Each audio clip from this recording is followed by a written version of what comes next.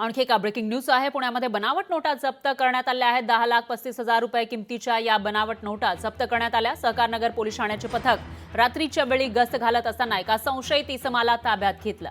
त्याची चौकशी दरम्यान त्याच्याकडे 500 रुपयांच्या बनावट नोटांची गड्डी सापडली आहे। त्याला अटक करून पुढील चौकशी केली तेव्हा बनावट नोटा ज्यांनी पुरवलेल्या होत्या त्याबद्दल नवी मुंबईतील 3 आरोपींना ताब्यात घेण्यात आले। तर त्यांनी दिलेल्या माहितीनुसार नालासोपारा इथून एका आरोपीला अटक करण्यात आली आहे। या दरम्यान 10,35,000 रुपये किमतीच्या 500 रुपयांच्या 2070 बनावट नोटा जप्त करण्यात आल्या। या कौशल्यपूर्ण तपासानंतर दिल्लीतील एक गुन्हेगाराची माहिती मिळालेली आहे। त्याचाही शोध सुरू आहे।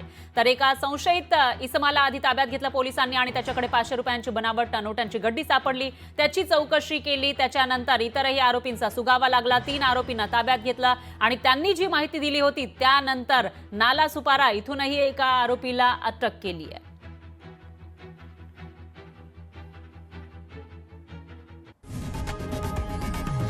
लोकशाही मराठी ऐका, पहा, जागरूक रहा।